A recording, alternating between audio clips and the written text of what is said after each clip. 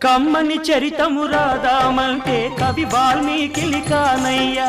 కమ్మని చరితము రాదామంటే కవి వాల్మీకి కానయ్యా గానముతో కొలవాలంటే ఘన త్యాగయ్యను కానయ్యా గానముతో కొలవాలంటే ఘన త్యాగయ్యను కానయ్యా ఆశతో కోవెల కడదామంటే తహసీల్దారును కానయ్యా ఆశతో కోవెల కడదామంటే తహసీల్దారును కానయ్యా ఆఖరికి మనసిద్దామంటే అది ఏనాడో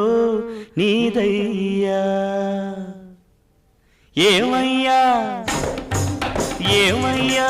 ఓ రామయ్యా